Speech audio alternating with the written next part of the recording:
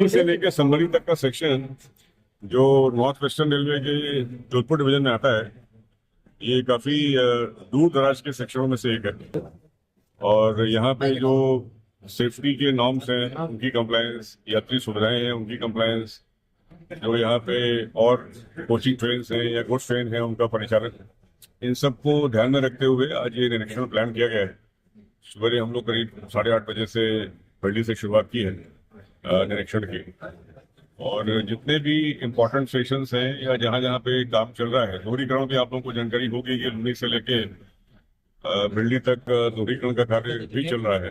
दोहरीकरण के कार्य में कई सारे कॉम्प्लिकेशंस होते हैं, क्योंकि जो सिस्टम चल रहा है उसी सिस्टम में एक लाइन और डालनी है, नए प्लेटफॉर्म बनाने हैं, ये सब सिग्नलिंग को चेंज करना है। सिग्नलिंग व्यवस्था भी यहाँ पे बहुत नई तरह की स्वचालित सिग्नलिंग व्यवस्था होने वाली है आने वाले समय में।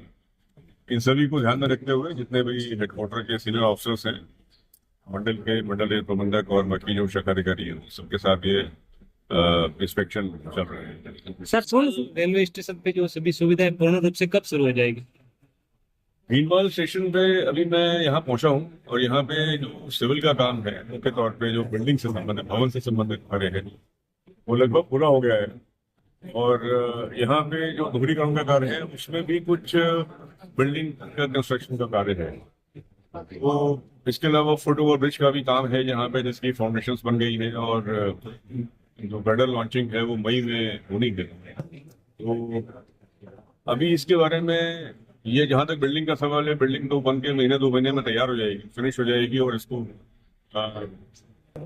हो सकता है इसका उद्घाटन भी हो जाए, या हो सकता है कि उद्घाटन इसका बाद में हो। फुट ओवर ब्रिज के में थोड़ा भी टाइम लगेगा, क्योंकि उसमें फाउंडेशन हो गई है, गर्डर उसका बन रहा है और उसको बनने के बाद फिर लॉन्च होने के बाद फिर उसका स्लैब बनेगा और बाकी जो फिनिशिंग एक्टिविटीज है वो की जाएगी। कब तक सब हो जाएगी? ये गाड़ी का प्रस्ताव काफी समय से रेल मंत्रालय में है और इसमें टाइमिंग को भी फाइन ट्यून कर लिया गया है और लगभग सब कुछ तैयारी है।